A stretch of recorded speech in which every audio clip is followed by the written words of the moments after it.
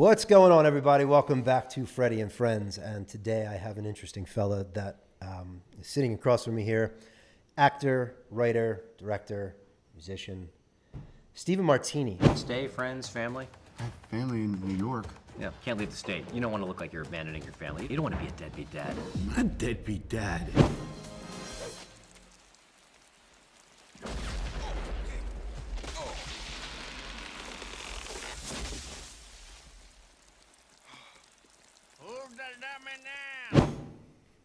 What's up, my man? Hey, man. How you doing? Yeah, welcome to Beverly Hills. Yeah, thanks. It's nice to be back in the old neighborhood. I bet.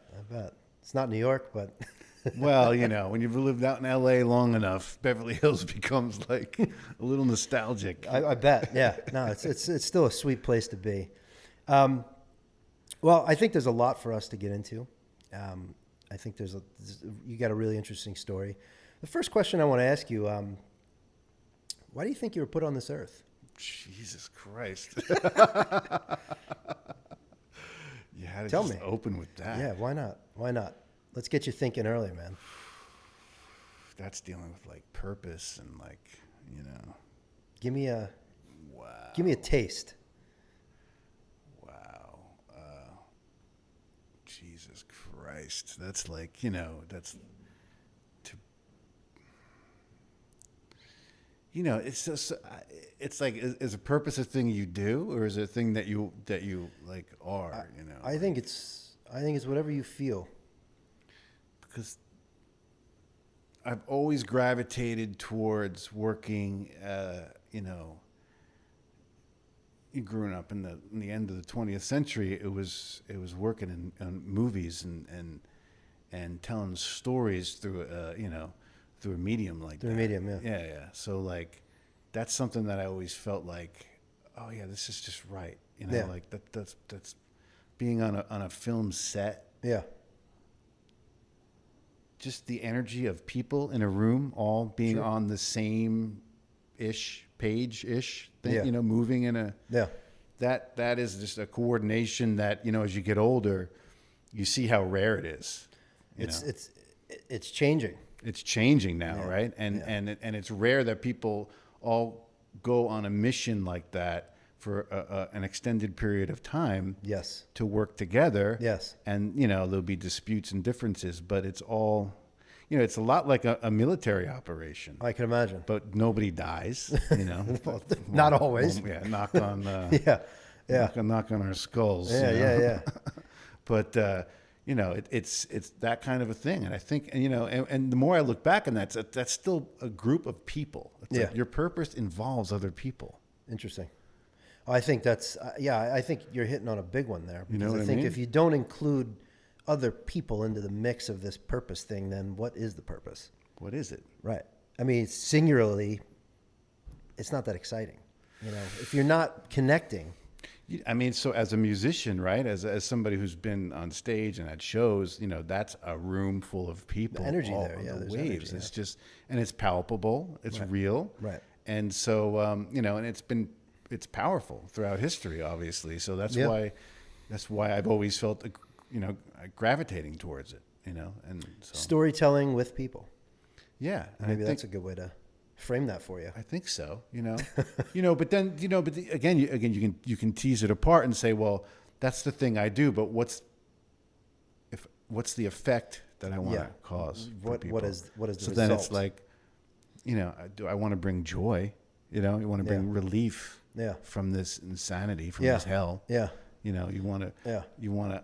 have a heartfelt connection with something that feels, you know, real and Sure. and loving. So Sure. it's like those are deep things. You know, that's what I go for every day, and so that's what I bring to my work. You know, Yeah. You know, at its best, I think. You know, Right.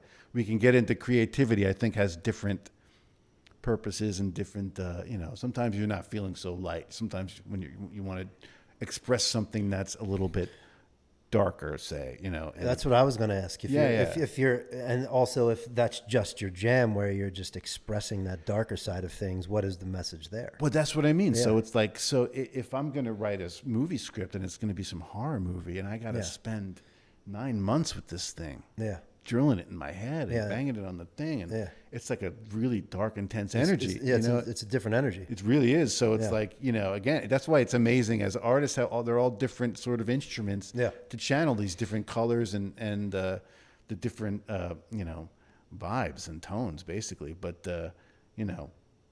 there is a real importance in when I feel sad and I feel bad and I feel angry, I need to let it out. Yeah.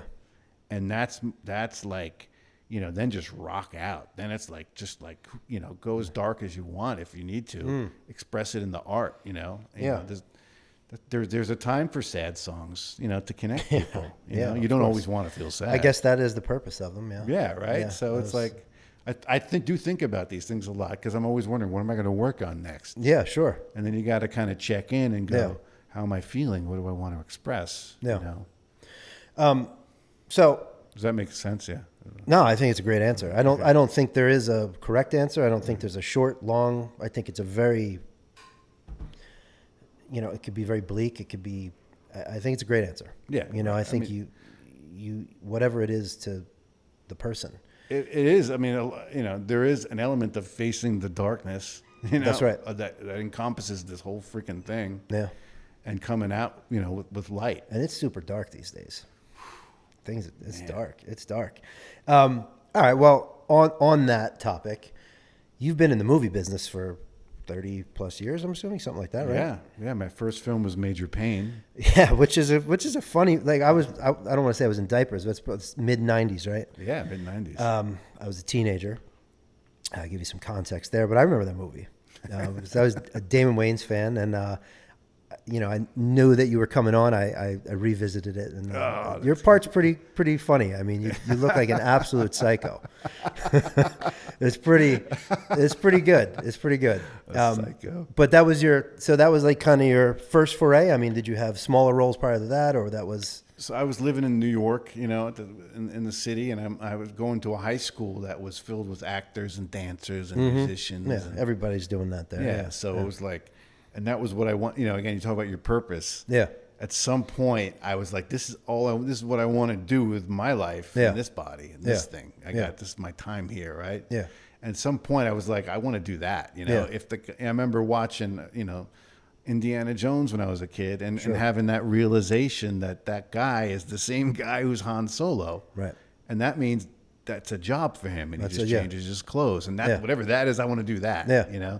So like then you investigate what the whole art and the craft is, and then you respect what it really is. And, Sure. And I was I was studying theater, and then I really was going to go into like a conservatory college or something, after high school. And but there were these auditions, and I just graduated high school, and I was like 18. Yeah, yeah, you're super young in that. Yeah. You're. I didn't know how old, but I was saying. Yeah, like, I was 18, and I gave Jesus, myself, as a kid, you give Yeah. yourself a year after after high school, right? Right. I'm out. I'm going to try and work. If try not, to figure some shit out. I'll go to school. I'll Yeah. go to some, conservatory. Yeah. And I even auditioned for Juilliard. You know what I mean? I was like, I'm gonna, go screw it, right? I love your style. Yeah, man. Yeah, I mean, you got to go like a savage. I mean, what got were you to. supposed to? You supposed to go half-assed at everything? You have to attack it like it's a fucking your mission. and I, that's what I'm like growing up in New York. It feels Yeah. like that's just instilled in Well, you. that's my wife's Brooklyn, and it's just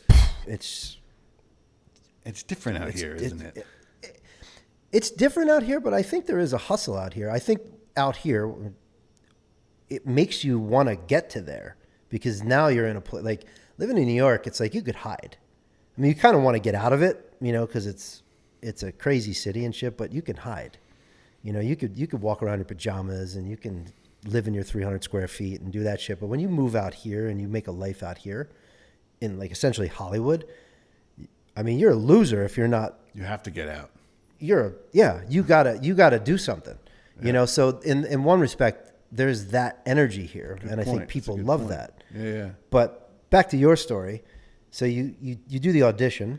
Do the audition for Major Payne, and so they had somebody else who was going to do that part because it was a major role, Yeah. a major motion picture, Yeah. and so Yeah. but he couldn't shave his head because you have to shave your head in the movie. You didn't give a shit, dude. Shave my fucking ass. You know what I mean? Like, Yeah.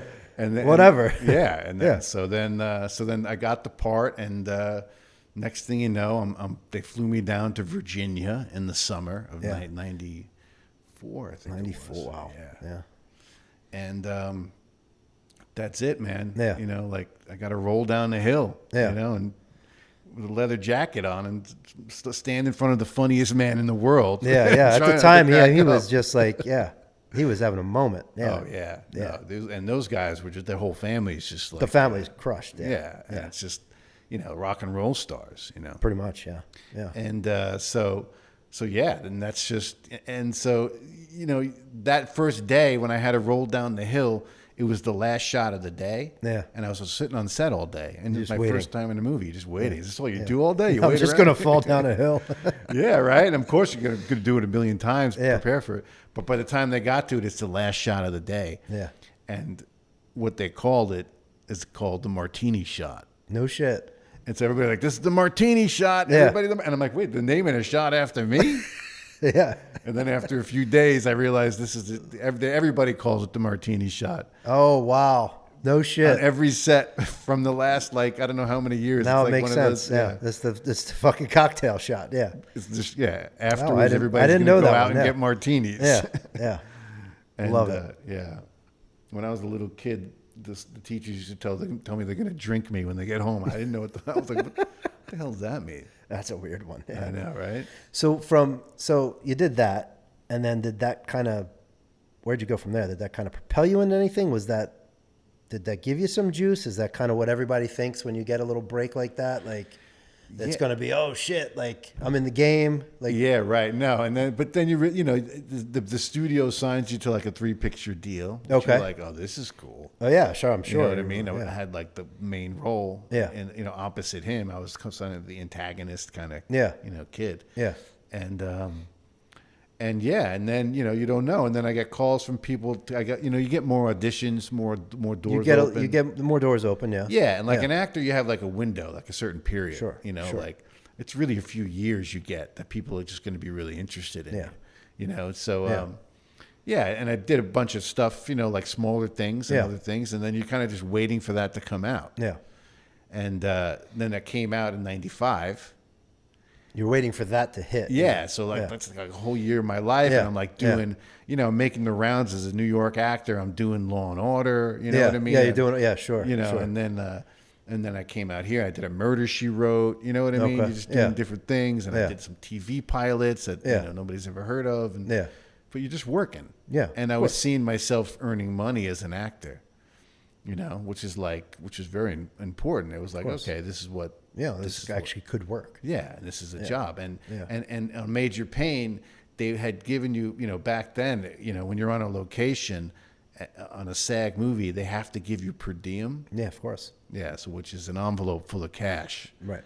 You know, for a kid. Yeah. And I think mine was like, you know, $600-$700 or something like that. And that was like my rent in New Yeah, York of City. course, And I saved every week of that for the whole summer. Nice. So then it was like I had my rent covered. Yeah. You know, and then Yeah. I was going out on these auditions. Yeah. And so, you know, it really felt like a system that was doable. It sounded like you had your shit together at 18. I was like, I wasn't like, you know. I know, It right? sounded like you had your shit together, man, which is kind of you cool. know, well, there's a purity in that first, you know, in that first run at things. I where you're guess just so. Like, you I want to get- do the good. You want to be good. You want to do it right. You and just came out of the gate. and- opportunities yeah. are coming to you, and you're like, what do I got? You know, I gotta line this up right. You know, Yeah. I knew enough that I'm going to save this. I'm a kid on location in Yeah. Virginia. Yeah. What am I going to do with $600 a week? Yeah. You know, in cash. Right. I mean, I guess there was a lot of things anybody else could do. Sure, Go sure. to downtown Richmond, whatever. And, Of course. You know, but like, Yeah. that just was not my style. You know. But yeah, so then I don't know, man. And then the movie came out. So what happened was like the movie came out, and you know, it's a business, right? Yeah. And it didn't make $100 million. Right. You know, in fact, it kind of took its time to become Yeah. what now, even on, you know, I didn't really know it until TikTok. For me, it was like TikTokers were kind of hitting me up saying, dude, we love Major Payne. Yeah, This is that's like kind of having yeah, that's what happens, right? I mean, classic thing. And they've yeah. been showing it to their kids. And, Yeah, yeah. And I found out from TikTok, you know, again, I didn't, so the movie comes out, doesn't make a lot of money, but kids like it. Yeah, Like, sure. On the New York City subway. You're hitting that demographic probably pretty strong, yeah. Yeah, I was recognized on the subway. And Yeah. I met a few girls like that, Amazing. Yeah, of course. And so, but like if it doesn't become a huge hit, then all of a sudden that 3-picture deal is like, they're like, who are you? Nice, good job, kid. Yeah. It's not. Good luck. Let us know next project I'm Right. like, okay. Right. So, and then like I got like a TV series, which was like, again, going to be something that, do you remember the 90s must-see TV? I do remember Thursday nights. I remember that NBC. vaguely, yeah. It was like ER and, Mad About You and Seinfeld. Sure. It was like The Night. Cheers, I think. Yeah. And so I had gotten at that point, at some point after Major Payne came out, casting directors were more interested in me, which opens your doors up as an actor. Of course. And this casting director had cast me in some, like movies of the weeks. Remember what those were? Vaguely as well. MOWs, they called them. Yeah. It's like basically backdoor pilots that were just movies, and if they did well enough, they'd turn it into a series. Sure. Sure. And then she did cast me in this a TV series, which was NBC primetime, like it was 9 o'clock or 10 o'clock slot at night, and it was about undercover cops in New York. Perfect. Again, I'll shave whatever you want. You want me to play an undercover cop? Absolutely. And so, and this is like, ER was about doctors. Remember ER? I remember ER. So this that is I like remember, that model, the ensemble of doctors, but the ensemble of undercover cops. It's like the original Blue Bloods or something. Yeah, exactly. Yeah. And in fact, it starred Mariska from Law and Order. Mariska. Yeah, Hargitay. of course. Yeah. She played my partner. Okay. And we were like this crew of like undercover cops. Yeah. And it was just, again, like, this is a dream job. Yeah, that's got to be fun. Oh yeah, That's gotta be fun. We shot again, you shoot the pilot, and that takes time. And they reshot the pilot, takes more time, and then a year later they shoot another 6 episodes, which is like another year of your life. Yeah, you know what I mean? So it keeps cool. going. Yeah, and then now I'm waiting for. Oh, now I just have to wait for this giant. always thing. waiting for the big guy. Yeah, waiting. Now it's got to show and it's got to air, right? Yeah. And at the time, I didn't know that, now I've been behind the scenes enough to know who pulls the strings. Sure. But at the time, there was this whole corporate sort of shenanigans going on between the studio and the network. And in TV history, if you look it up, at some point, the studios and the networks, they were both wanted to own TV shows. They wanted 100% of the show, and they would always fight over and they were fighting over who owned what for our show and a bunch of other shows, like a percentage thing. And then one of the companies ended up selling the rights to remember this? It wasn't streaming; it was syndication. Syndication, yes. And so they sold the syndication rights to Friends, and I think Seinfeld or whatever. Okay. And then the other company was mad. Yeah. They're like, we wanted that, and then they're like, screw you, we're going to put your undercover cop show, from your primetime slot on Thursday night, we're going to take it away, and we're going to shove you on Friday night, Right. and then we're just going to take you off the air, Right. And so then the show gets canceled, and so this big dream thing, like, oh my God, it's going to be a grand slam home run, Yeah, it's just like that quick. just that quick. Just business shit going on behind And the then scenes. you're like, not even based off of if I have- the damn audience likes it or not. It's No. like literally just They some don't studio even- shit. Yeah. They don't even get the chance. And then They didn't get the chance, yeah. The big thing, of course, with television and any artist really, but TV is, audiences have to kind of grow into it. They have to understand the language. They have, each episode, Of course. the writers are finding themselves. Absolutely. And then it Yeah, doesn't yeah. take, by the end of the season, they're like, everybody's firing on cylinders, and people love the characters. They like the beats of the story. Yeah. And, if you don't get the chance, you don't get the chance. Exactly. Yeah. So, but I was paid. You were for still all of paid. that time, Great. Yeah. and I had a lot of money. Yeah. Which TV money is like amazing. Yeah, so you were making decent money, yeah. And so that was when I was like, I have all this money. I feel super creative, and I feel super powerless at the same time. From Yeah, this, sure. Because now you're like, what do I do next? Right. And so that was when I started. That was when I started talking to my brother, and we were like, well, let's just make our own movie, you know? What was his deal? I mean, was he trying to act as well, or was he in a different kind of industry? He had come out to LA just to kind of check it out. And you're out here now. And I had been out here. Now you're out here. Okay. Yeah. And he, at that time, he was working still in New York City with my dad, who owned a clothing store. Okay. And back then he was doing that. And then he came out here and he's like, well, what's going, you know, like, okay, you know, let's, you know, you know, him and I growing up loved movies just as much as each other. And he's like, well, you know, why don't we make our own movie? Yeah. And so, you know, I mean, you always need somebody else kind of, you know, 100%. talking about, to bounce off of. Can't be a bad partner. Can't be a blood. bad partner. I mean, and so we basically learned how to write movies together. Just it's amazing. yeah. Yeah. And then put that money into just saying, well, let's just make the movie, you know? And it became a sort of a thing where like, well, should we start with a short film? Well, let's shoot some, and I was like, no, let's just make a whole movie. And is he still involved working with you today? No, my brother. Okay. My brother is. That's a whole. You know, again, we had. This is a whole other chapter. This is a whole other existence, chapter. Okay. you know? All right. But yeah, so he. Yeah, we had a whole. After this period, we ended up working together for a long time. Okay.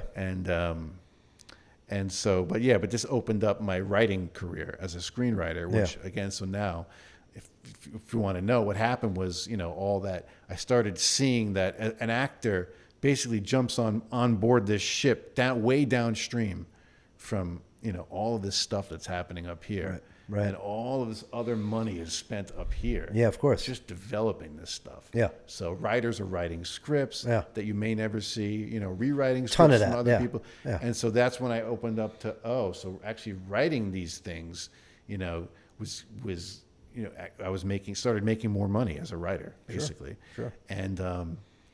And something about the meetings that you go into, you know, the auditions, you know, I mean, I don't know what, you know, how your thing is with auditioning. Yeah. And I mean, I wish I was a drummer because I feel like it's like, whatever. Look, all I'm saying is I'd like to hide behind an instrument because when you're just auditioning. It's got to be brutal. Oh, it's just. The acting auditions have to be brutal. But writing, it's more like you just show up, you yourself. You just show up, here it is. Like, hey, look, no, I got this idea. Yeah. And let's start talking about it. It's automatically you're like, oh, wow, this is like way cooler. It's a less pressure kind of situation. Yeah. So, yeah. It makes complete sense. Yeah. And at I the can see time there was, you know, again, this is probably around now 2000, 2001 now. Yeah. And this is like a 10-year run I went with my brother just sort of writing screenplays. Yeah.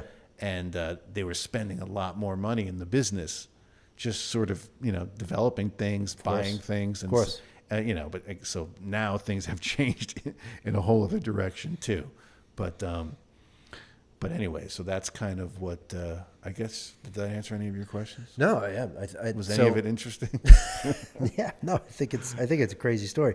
And then, so out of that. And then also, but by the way, but like, then you're just writing for people still. And like, you're still writing a little bit into, you know, is this stuff getting made? Is this stuff going anywhere? Yeah. All work and no play makes Jack a dull boy. And I'm like, no, wait a minute. The first screenplay I wrote, I went out and made into a film. Right. And that film ended up winning, you know, a bunch of festivals, awards. So is this, which one is this? It was called Smiling Fish and Goat on Fire. Smiling Fish and Goat on Fire. Okay. Yeah.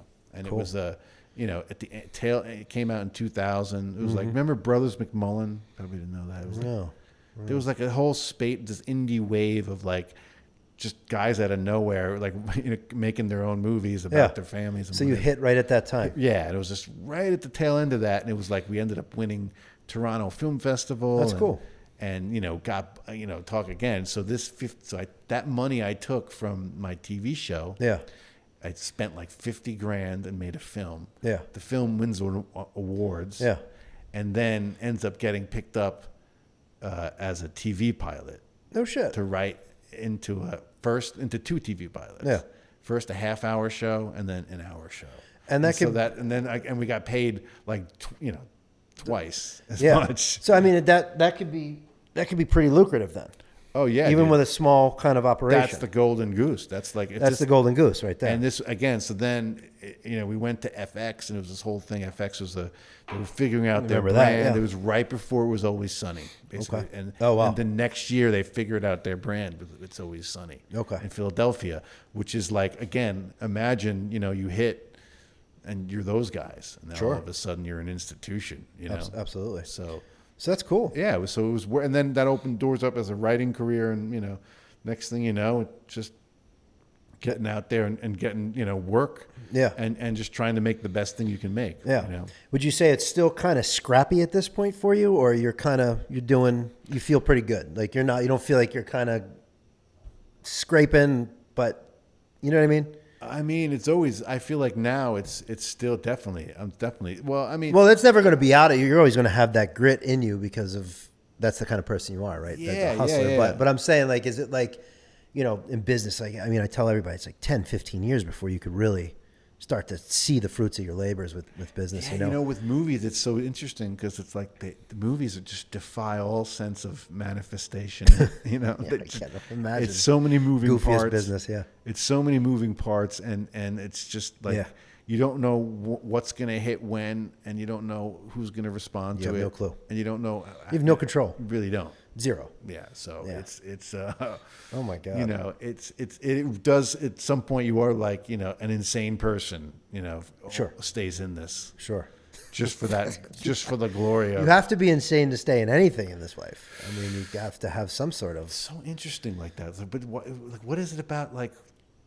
No, life is hard, and it's harder than ever. It's nearly impossible now. I don't know how anybody would even want to take this on at this stage. In 2025, like looking at things, like it's crazy. I have kids now. I'm It's sure. so interesting. It's got to be really tough to be a parent. I don't know how old your kids are, but it doesn't matter if they're, whether they're newborns or teenagers, this has got to be craziness to raise people and try to tell them how to navigate this. But don't you think our parents thought the same thing? Yes, I do. But I don't think they were like, as much as they had their stresses and stuff like that, they did not have the noise and the stuff that we have today. And they had a far greater attention span. So yes, they couldn't like conceptualize like, yeah, oh my God, what's it going to be like? How do we get through it? But they didn't have what we have. There was not even anything close to it. I grew up, it was dinner on the table, father worked, mother did this, that, like, it was just simple. At the end of the day, it was simple. Yeah. You know what I mean? There was no fucking phones. There was no noise. There was no internet. There was none of that. There was zero. It was very, very simple at the end of the day. You could think. I know. So in a way, they had it better. I think it was a more humane time. Are your parents still married? Yeah. Yeah? Yeah, they are. Yeah. They're still married, I don't know, 50 years probably. Wow. Yeah. Brothers, sisters? I got a sister, yeah. Wow. Everybody's still, we're all still close. Everybody's healthy and happy. Yeah, Look at that. everybody's So yeah. you know how to do it right. That's all that matters, right? Right. That's what I'm saying. Like, but the point is, it's like, what are we chasing? What are we chasing? Right. What are we really chasing? Right, But what I do know is that, like, it's definitely like, you have to you got to chase that money, because I can't see how to do it without it. You know what I mean? If you had to, are you really going to go, like, where are you going to do? Especially as, if you're American, like, what are you going to do? Have you always thought that way? Yeah, I think so. Really? I think so. Like, there's been times where I'm like, I'm just going to fucking live in, like, Bali, and, like, no, I'm not. I have to, things have changed in the last couple of years. And what I see now that's important is making your money, getting it as quickly as possible, and then figuring out how you're going to navigate the next 30, 40 years. Because it's going to get wild. 5 years from now, man, we're not going to know this place. It's moving so fast. It's scary. It scares me. I'm in the tech. Like, I'm kind of, I'm in my mid 40s. So I'm kind of right at the cusp of I'm a bit analog, I'm a bit digital, right? I'm right in between, and I could jive with both of it, but man, it's just too much. It's too wild. And so for me, it's like, how do I insulate myself, family, everything, be able to move around with no restraints? Did you ever think? I feel like for me, at some point in my life, I thought there must be something beyond money. Yeah. Fucking money. No, there is. Fucking money. Yeah, there. It's not money. It's not that there's nothing beyond it. You have to have it all, because I don't think like so. You talk about like people talk about balance, and like I know you have some spiritual modalities you're into and stuff like that, right? Yeah. Same here. I think we're all pretty keen on working on ourselves, developing all the different systems. Obviously, the spiritual one, all this emotional shit. Our health, we're focused on more than we've ever been focused on. Yeah. But at the end of the day, we have machines that we run on. right. To run. But at the end of the day, are you happy living in a cave? You know what I mean? Doing yoga poses in a cave. You're not. You're definitely not. No, That's a very specific person. It is. You come across them every now and then. It is. And You're you come right across about a million of these fucking. What are we supposed to be doing then? We're supposed Yeah, to but be no, out but in the but the fucking- problem with today is you come across everybody's just full of shit. So you come across every false prophet, every bullshitter, right? Like that. Yeah, I can live in a cave. No, you fucking can't. I'm using that as just a really grand example, right? As just someone that thinks they could just kind of pack it all in, and But there's also the other side of that, which is the worst form of human torture is going in the isolation cave. Of course. That's like what they do to keep Right. people Right. completely insane. Right. So Right. So is that what but we're going it's- for here? I guess my point is, people try to sell you anything to get you to where you think you need to go. What I think is important is money in terms of the how amount. to make it in a way that's not just like you see Wolf of Wall Street. Of course. Yeah. But then I can't even. How could you do that? Right. But then how else are people supposed to make money if the world Nobody is- made any money without bending the rules. in that in In situation. a lot of situations. Oh, in a lot of I think so. I mean, I think you have to, if you're going to be a business person, has to be a good business person. There's a couple things. One of those things is you have to have this skin that most people just don't have. This is why everybody thick that tells, skin? it's not even thick skin. It's the ability to, everybody tells you you can, you could do this. Anybody could do that. It's bullshit. Not everyone could do everything. Right. It's not even an option. Right. And this Totally. whole everybody can be successful. Everybody can buy real estate, whatever it is, right? right. It's bullshit. It's bullshit. If you can't figure out how to delegate, and if you can't come to the terms with people are probably not going to fucking like you, and if you can't convey that, and if you can't deliver the messaging properly, you can't run a business and you can't be that successful. You can work, you can make some money and stuff, but you'll never get to those, you'll never get to the big bucks without having that specific personality. If you don't have that, and you can't learn that, you either have it or you don't, it's that simple. So what does the rest of us do? What does everybody else do? What we're doing. Right. You Fight over everything. You just fight over everything. You just try to figure it out. But there's select people. But don't you think? But there is also contextual where it's like, you get around the right people. All of a sudden, you are that guy, and this is your team. And whoa, we are the Bad News Bears. And holy shit, we're pulling it together. I mean? I think collaboration is one of the most beautiful things in the world. I think that's where it's very simple. I have skills, you have skills. I have weaknesses, you have weaknesses. Right. And if the complement happens, then we can make magic, right? And Right. that's the arts, that's business, that's anything. Mm-hmm. It's everything in this world. Nothing needs to be overly complex. People have this whole obsession with complexity. But then, unless either of us is Prince, then you're in Prince's world. You're at service of this man can do everything. He doesn't need us. Yeah, but he had to become him. At some point, there was help along the way. There's weaknesses there. I agree. So what? He could write and play everything. I agree. Okay. We don't know the reality of it. I agree. We don't know what the weaknesses were. You're We right. don't know who filled those gaps. I don't know enough about his story. I agree. I don't know enough either. Yeah, but I see what your point you is. see what my point is. 100%. I just think the collaboration is the best thing, right? I think you have to find people that can see out your vision, have collective vision. I guess you writing with your brother. At some point there was magic, right? You guys had Yeah, just and great moments that worked, and it was different. Like it was different when we were writing in the same room, yeah, as opposed to slowly over. Yeah. It went from writing, actually on Notepad, Yeah. and not having a typewriter, and then Yeah. having to give somebody, and then over each other's shoulder, with a typewriter, Yeah. and then we got computers, yeah, and then slowly but surely we went in separate rooms, yeah, and the process started changing. The rooms separate. Next Sure. thing you know, we're in separate houses. Sure. Next thing you know, we're over Zoom. You know what I mean? So it's like that's just part of the change of what it is. But then you start to develop your own muscles. Like Lennon and McCartney. Yeah, You go off exactly. on your own, and then Exactly. and that's just the way that it is. And Exactly. and everybody has their run together.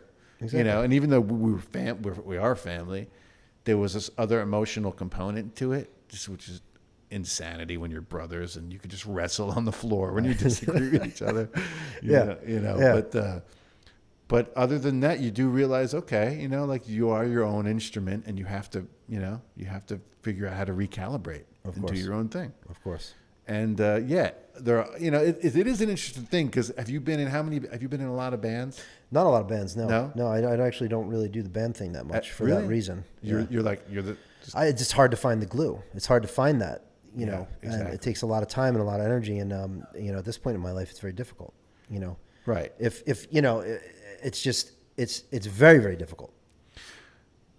But isn't there something to be said about us being at the mercy of finding those guys? Yeah. No, I think that's the beauty. I think that's the beauty. Whether it's your wife, your partner, your bandmates, Right. your co-producer, whatever it is, like you wanna be open to those possibilities. That's the whole thing. That's the whole thing. That's the whole thing, because there's a completeness about it, and maybe that's what you need to go to wherever you need to go. And again, that destination doesn't need to be money. It doesn't need to be anything specific. But wherever it is, with the first question, what's your purpose, right? What's your purpose? I think these people along the way are, collectively contributing to, our purpose. Has to be. But when you're younger, it seems like it's the fun part is, you're just pulling the bow back. You're young, for the you first don't think time. this It's way. like, You don't have and you're these just kind like- of thoughts. You're finding the team though That's without right. even. That's right. Without consciously. Because you're not aware of this. You don't even understand this concept. You're not thinking this way at 18, 25. I don't know when people start thinking like this. And yet everybody's betting on you and putting all their stock in you. Everybody's telling you what you should do or what you're going to wind up doing. But yeah, no, And you're supposedly in your prime. that's supposedly your prime. I It's not, disagree. though, no. It's your prime for certain things if you're going to be in sports and things that require Right, right. But it's not your brain prime. Right. It's far from it, actually. I Right. would say the brain prime is we're moving into it if you Yeah. take care of yourself. Yeah, yeah. Which is the main thing. Do you like? Are you into that whole like nootropic stuff and all that stuff?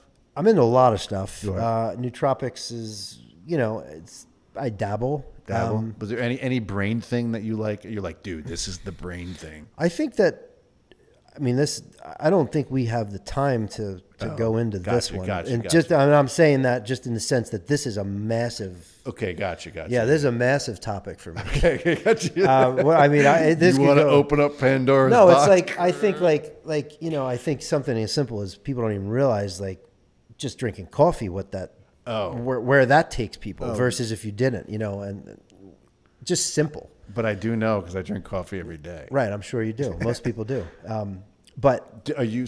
I used to. I So don't you're drink ready. coffee You're anymore. ready. You're ready around the curve on that one. I don't drink coffee anymore, but for if I you. need coffee, I'll will. consume it because I use it as a tool Gotcha. versus as But anyway, I'm just using it Gotcha, as an yeah. example. There's so many things, but I'll leave you with this. Generally, people are just incredibly unhealthy, and their brains don't work because of it. And one of the movies you did was Lyme Life, right? Lyme Life, yeah.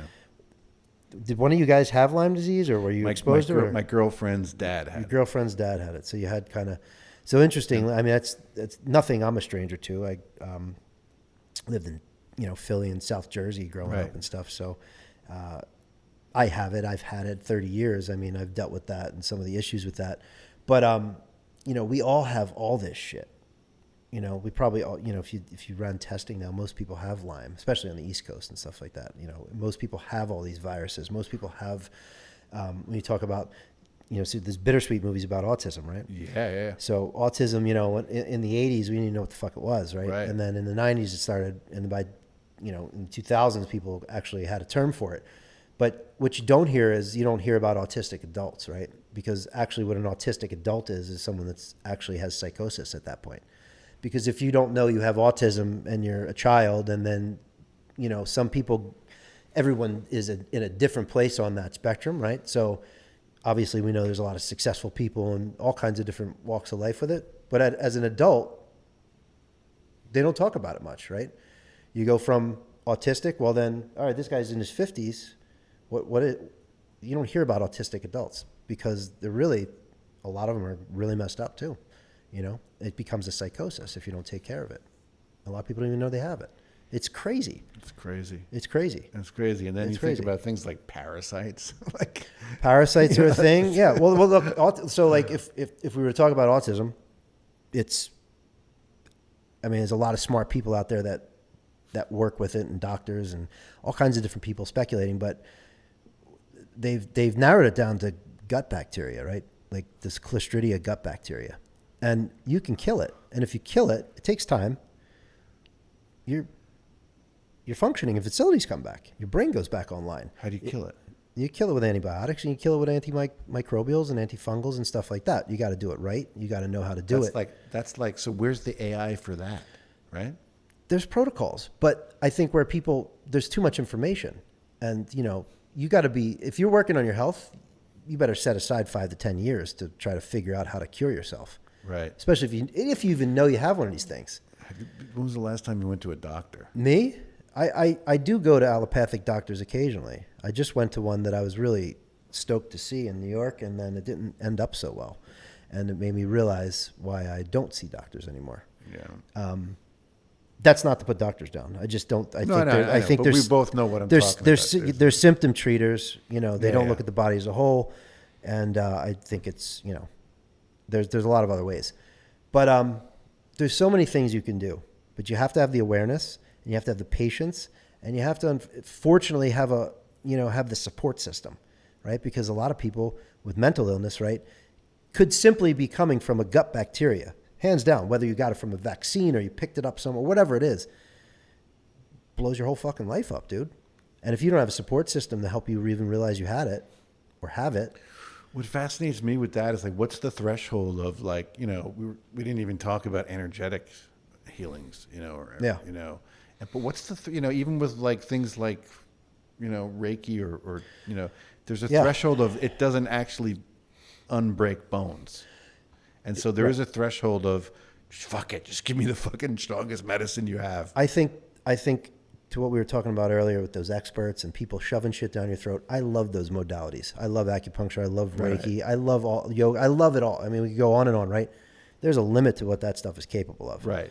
And the reason being is because people make you believe that this breath work is going to change your life, or this Reiki is going to fucking... I get Reiki a lot, and I'm dialed in at this point in my life. Like, shit happens during my Reiki sessions, but I'm at a different level of my development. Yeah. But I don't think that Reiki or acupuncture is going to... And I thought at one point that acupuncture and this and that was all going to heal this, and going into the woods and doing that. You cannot... People are not healthy enough. Right. They're not healthy enough to get any benefit from any of this shit. And so the emotional component of things is what I've found out to be the most BS. And I believe in working on the emotional side, and I believe in therapy. But it's the emotional side, right? The depression, all that. These are real things, but they're caused by being sick. Because if you have, for one fucking second, a reprieve of whatever it is that's ailing your body and your brain, that depression goes away like that. Okay? That's 100%. All the time, but you have to break it.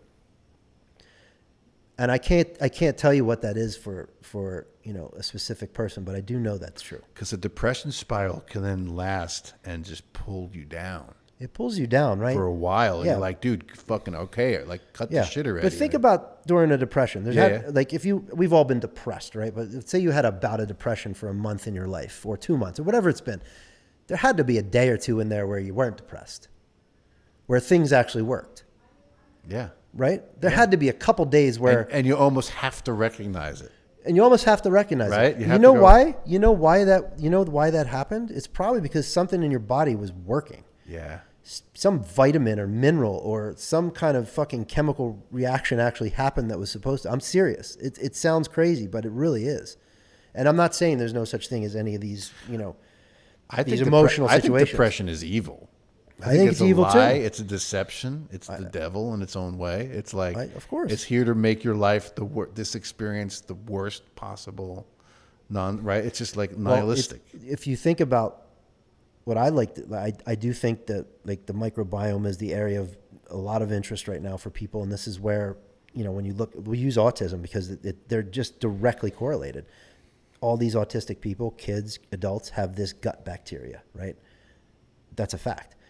So do other mental illnesses and people with other diseases.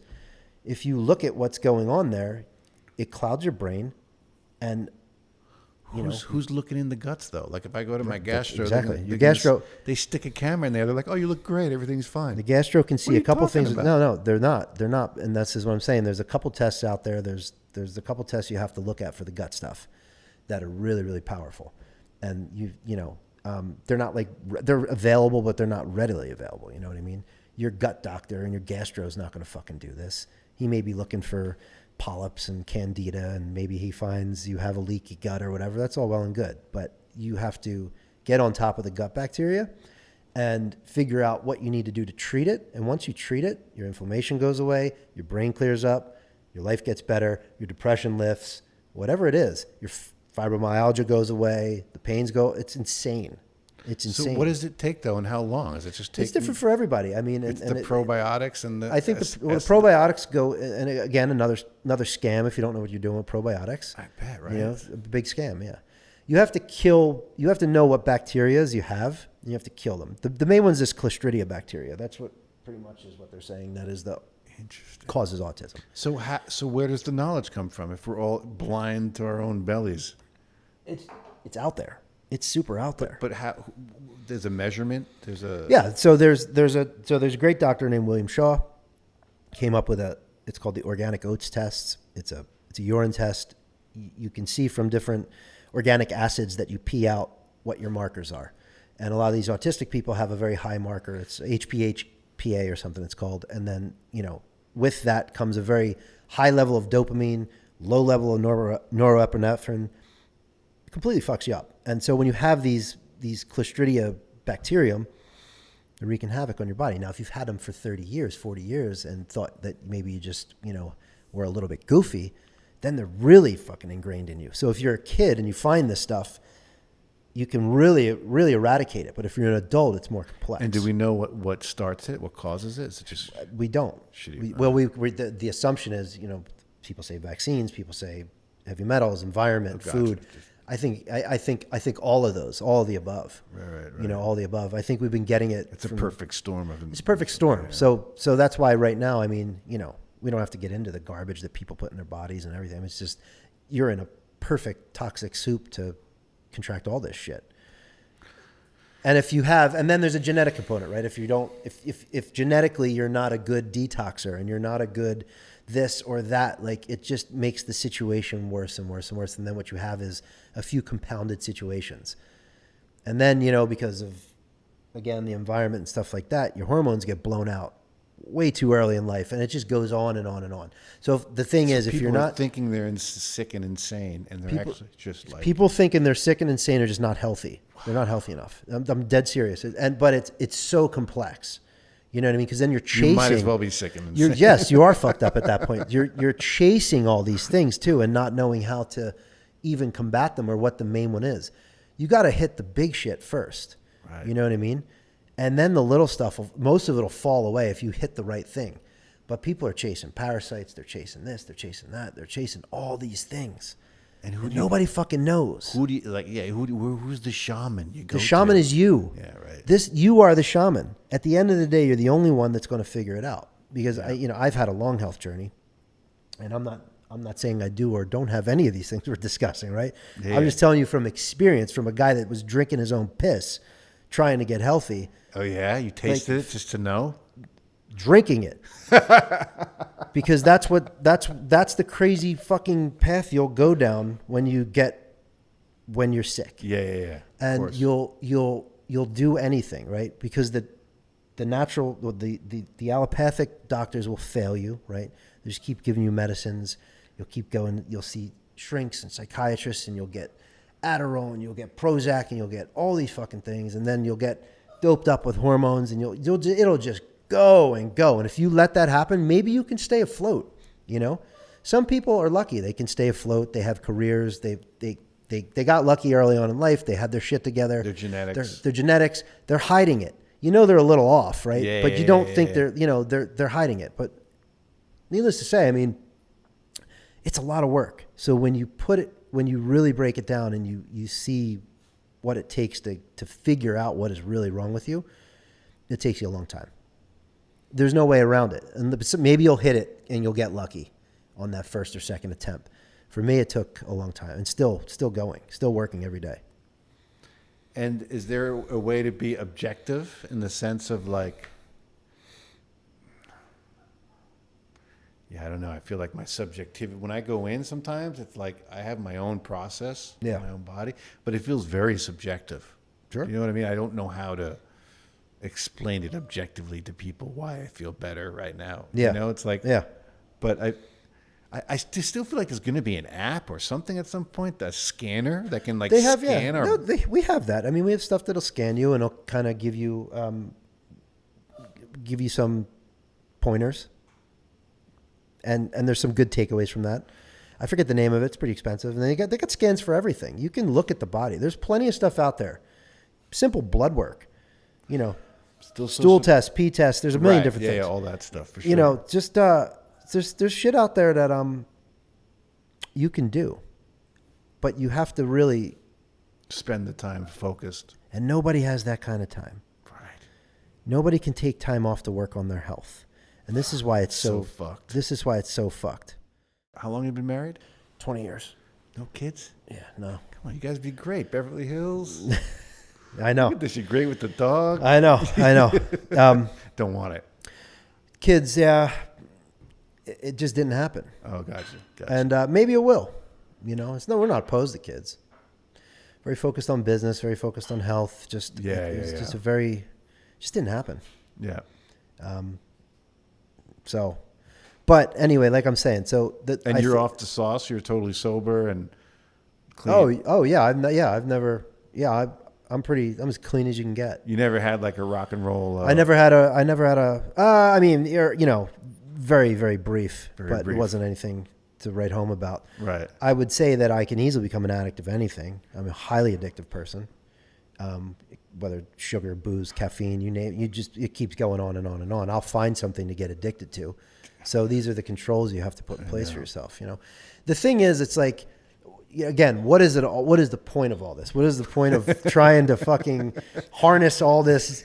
You know, what are you gonna do? Roll over? And right, just fucking right. But I mean, you gotta enjoy your life. But also, what I think, like in terms of, I think the point of health is that I don't want to be that dude that's, you know, 80 years old, fucking feeling really shitty and dying in his bed, like, and just busted up, broken down, and just decrepit. I'd rather just go out and not have all the bullshit. So if I can buck that a little bit now, that's kind of what my thing is. Exit plan. You know what I mean? I just don't want to be sick. You know, I don't want to, I've seen what it's like for people to really be, and you know, at the end of the day, can I even prevent it? Probably not. But what do you do? What do you do to get your rocks off or take the edge off or whatever? Do you have any like ceremonial vice? Not even a vice, but just maybe it's not a vice. You know, it's like, I mean, I love my cigars. Cigars. I chew and smoke cigars quite frequently. I love my wine. Oh, okay. There we go. I do. I don't drink daily anymore, but I won't. Red. Yeah. Big wine guy. Obviously, steak. I do my steak a couple times a month. I do think red meat is these guys that tell you that's all you should eat, they're absolutely out of their fucking minds. That's a lot, huh? That's a lot. I don't think you should do anything. It doesn't matter, even if it's the best meat in the world, and you get it's highly inflammatory. Oh, I eat it a couple times a month. I've gone through periods where I've eaten it a lot, and I've just like, what am I doing? Don't you think any absolutist stance on anything is there must It's insanity. It's just Insanity. It's clearly not. It's clearly wrong. It's clearly The guy that only eats vegetables, the guy that only eats meat, the guy that only eats liver, the guy that only drinks fucking watermelon juice. Come on. It's insane. It's insane. Right? There's always a loophole somewhere. There's always a loophole It's somewhere. like, come on. Yeah. What do you do What do I do? to get the rocks off? You mean for fun? I mean, now now it's like now when you have kids. Yeah. Honestly, I just got kittens. All right. I love that. So and they're my grand kittens because they're from my kids. Cool. And these little. I've never been a cat person. Yeah. My whole life. Okay. Like not only not a cat person, I'm a dog person. I'm a wolf. I hate cats. Cats are annoying. They're like, I had girlfriends with cats. I'm sorry, girlfriends. I now figured it out because at this stage in life, I feel like a virgin to cats. And these two little kittens came into my life, and they're just like, you know what it's like, right? You got a little dog here. Oh, yeah. There he is. They're so cute. They're amazing. They're amazing. Yeah. And they're like aliens because they're different. Yeah. That's cool. Yeah. That's cool. Yeah. So for me, just scooping the poop has become my daily non-negotiable moment of meditation. Well, you answered that question that I was going to ask you anyway down the road. What's a daily non-negotiable? Oh, there we go. Shit scooping for the kiddies. We're done. There we go. Boom. Yeah. Big drinker or smoker or? No, I mean, I like my glass of wine and a steak and like a nice, like if it's the right combination. Sure. Yeah. With cannabis, you have to limit that because it's I don't do it. Yeah, I'm not gonna do it. You can't, again, that has to be a special ceremonial thing. Yeah. And even then, I'm getting to the point where it's too strong and too. Yeah, I was never into it. Yeah. Even with music and drums, huh? I would think that would be Never. I'd rather pop a Molly or something. I right, don't like it. Right. I don't like it. Although I like CBD and stuff sometimes at night and for inflammation and stuff like that. It's interesting how it's so healing, and we have the it receptors. can work. We have the receptors in our bodies, right? Which Something is to it. There's something to it. Something there, yeah. Something there. But I'm not opposed to weed or nothing. But I was never a. I just tried this kava stuff. You heard about kava? Kava I was doing in Fiji. Oh yeah. Yeah, with like the kava masters. Yeah. They say, is it true? They say it's like liquid Xanax. You got to drink a lot of it. Oh, okay. Right. I mean, this shit's like mud. And when you're getting it served like in like a village in Fiji, like you got to be there. You got to be doing a lot of it, and then eventually it does like kind of hit you, but not in a bad way. No, yeah. You're not like wasted or nothing. I did that. Yeah, I did it a couple years ago. It was pretty cool. Oh, that's cool. Yeah, that was fun. It's not a glass of wine, though. No, it's not. It's not. When you know what I'm talking. For me, I mean, if I think I'm like 2 to 3 glasses, I can finish a bottle myself, but then that's the night. No, that's the night. the old me I'm easy done. easy Out. bottle. Yeah, now it's like a glass, 2 glass tops. Yeah, I'm right. done. Like yeah, I'm done. Yeah, and having the meat, the steak with it, really makes like There's a reason. It reason. helps you digest it. Right. Yeah. No, that's the French paradox.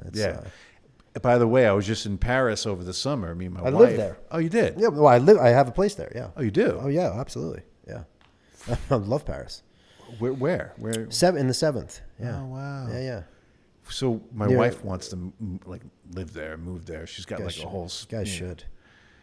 I was right. I wrote a whole sequel to Bittersweet, like taking place in Paris. No shit. Like, yeah. And but we were there. So we're there for like 2 months. Oh, nice. Over the summer. Oh, and sweet. The wine. Oh, it's ridiculous. I drink You do not feel it the next day. especially because a lot of it you're drinking is organic wine. What is going on? You don't even know it. What's going on? What is going on is there's a movement in France. They give us all the bad shit. Right? There's a movement in France where they're kind of pushing back on the additives in wine. This Cali shit has got like 70 fucking ingredients in it that are not grapes. Like, that mid-level Cali stuff, Right. and even the high-end stuff, coloring and all kinds of shit. France and Italy, even Spain, they're super into biodynamic kind of growing and organic shit. Most of the time you're drinking organic wine.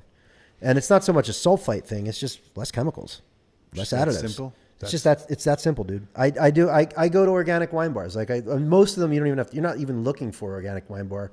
You can go to a wine bar in France, be it Paris or anywhere, and they're going to have a selection of wines, bio wines, and just go to town. These are not going to be like Lafite and fucking, DRCs and stuff like that, but they're going to be really good quality wines that are decent price that don't get you too, they make you feel good. You don't feel it. It's amazing. It's amazing. It's so good. When they ship us their wine here, though, do they give us the? No, you can get the good. You know what? If you want good, like I buy my wine in Erewhon actually here because they have mostly have organic. 99% of their wine. One right there in Beverly Hills. Right? Yeah, I got them all over the place. So I buy my wines. Like obviously, if I need like something different, I'll go get it, one of the big boys or whatever. But when I'm looking for just this kind of drinkable shit, I go to Erewhon, get an organic wine. At least I know, and they're usually really good. And you can get a good, you can spend anywhere from $40 to $70 for a everything else in California makes me like the next day. I'm like, holy shit! It's bad. It's really bad. Like I just was in. I used to go to Napa a lot. I went recently, and those wines just something wrong there. It's a shame. And now I remember reading somewhere that the Roman Empire the soldiers, they used to like wine was part of their payment. Oh, absolutely. Right? Oh, absolutely. 100%. Absolutely, man. Absolutely. They weren't fighting without the juice of the gods. You know what I mean? Dionysus. It wasn't exactly. And it's so cool. was that one did they feel hungover? I can't imagine that stuff being good. I mean, they must have been absolutely wasted. Right? It was absolutely wasted. Yeah. God only knows what that tasted like. That is just I can't even imagine what that shit tasted like, but we've come a long way. But yeah, man, I mean, nothing like a great glass of organic wine. It's good for you. Yeah. It's a health food in moderation, like everything, like most shit. Like coffee, it's good for you. A couple cups, A couple? Is that what I'm saying a couple here and there, as right. needed. As needed. That's where you want to be. You don't want to need it every day. Yeah. And actually, you were asking me earlier, when I do drink coffee, I have these like mushroom coffees I like, where they're like high quality coffees and they just throw a couple, throw some reishi and chaga and turkey tail and all this shit in there. I feel pretty good on it. Yeah. And there's no jitters. I'm not looking for that. I'm not ever looking for that fucking jittery shit. Fuck no. I know. I'm looking for just like focus, clarity, and just calmness. Yeah. You know what I mean? And I'm not looking to be wild. Yeah. And stuff that gets me wild, I don't want anything to do with it. And you've always been that way. I mean, no, probably not. Well, booze, like people don't realize booze is a stimulant until it's not, right? Because what happens? You start drinking, you're fucking chatting, you're the life of the party, man. Yeah. And then you get wasted and it's all over. But it's a stimulant. You're craving energy. People crave energy. That's why they need sugar, coffee, alcohol, drugs, cigarettes, whatever it is. That's a good point. Crave energy. Again, because you're not healthy. Not you, but people are not healthy, right? Glucose ain't getting to the brain. Right. It's just not converting properly. Brain's not getting the energy, the oxygen it needs. Give it more sugar. Give it more alcohol. Give it more whatever, caffeine, drugs. Consume. Energy drinks. Boom, boom. Vape keeps coming. I mean, people are on a lot of shit, to get by. People are on Adderall, coffee, energy drinks, sugar, and God knows what else in the same day. I mean, this is crazy. It's crazy. So, just to get shit done. And that's what I was telling you. My parents, your parents, they didn't need all that to get shit done. They got it done.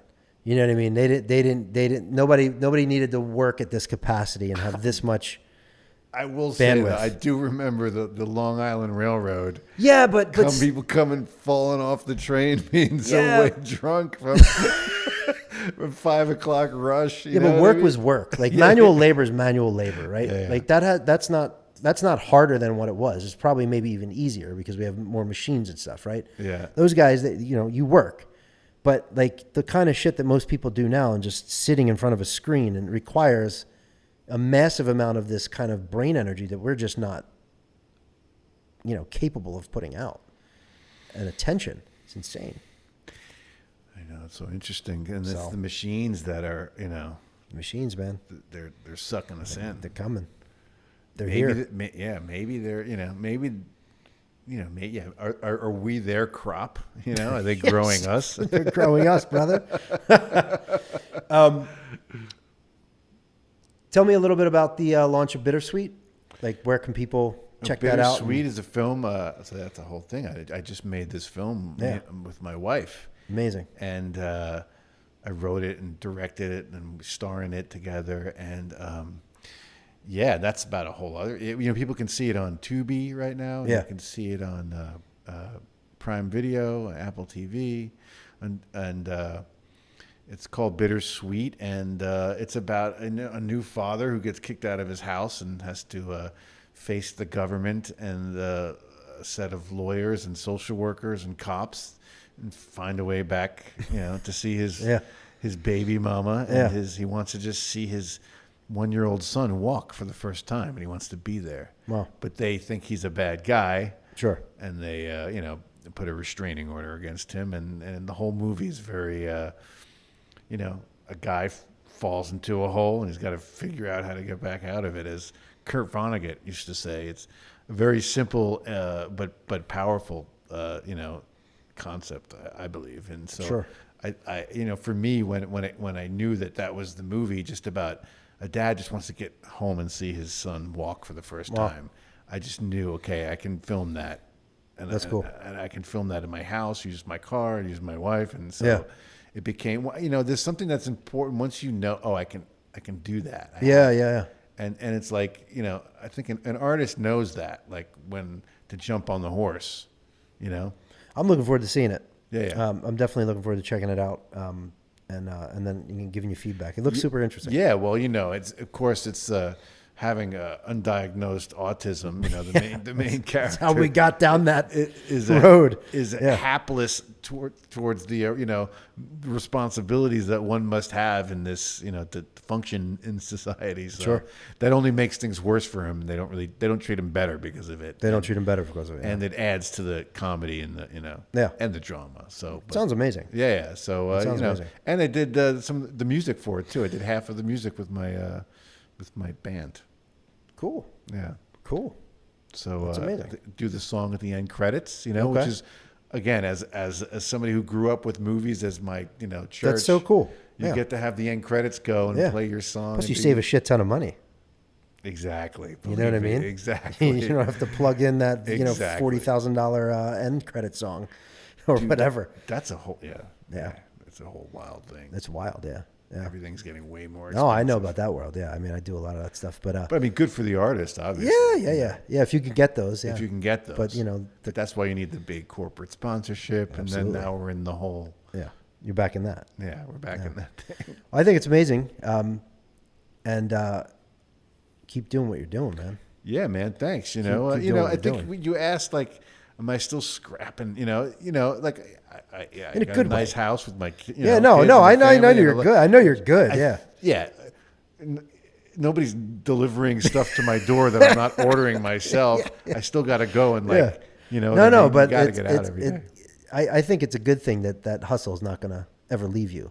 You're gonna always have it. My dad's in his 80s and he's running around New York City. Love that. Yeah. So it's like you got to have it, dude. That's what amazing. What are we here to do? We're not just going to roll over and toxify our bodies and go to sleep. We got to do something. Yeah. We got to do something. Well, I appreciate you coming on. Thanks, man. This is fun. It was good super talking. fun. I could keep talking. And No, we could keep going. Obviously, I want to know more about the gut thing. What'd you call it? Clostridia, not chlamydia. Not chlamydia, Clostridia. Okay. Look up Clostridia. Go down that rabbit hole, and then you'll understand. But because sometimes I got voices coming from my stomach. I got a whole fucking army down there. Yeah. Well, I don't know. That could be Clostridia, but that may be something else. I don't know. I don't want to speak to that. Well, everyone, Steven Martini, why don't you tell everybody where they can find you? How to see your films? Yeah, so Steven Martini, and Bittersweet is on Tubi right now, but you can find it on Tubi and Apple TV and Prime Video, and you can find us on Instagram, Bittersweet, movie, whatever, Steven Martini. I'm on TikTok too. I got a bunch of. How's that going? Major Payne. I told you, dude. That's doing well for you. 30 years later, it's like they're. Yeah. People are telling me that they dressed up as me on Halloween. Oh, that's great. I never knew that. That's great. So it's like, so it's nice to have technology sort of bringing us together. Yeah. If you're looking for a Halloween costume this year, what is it? Alex Stone? Alex Stone, Alex Stone from Major Payne is leather the jacket and shave your head. yeah. That's the hit. Thank you, brother. Yeah, man.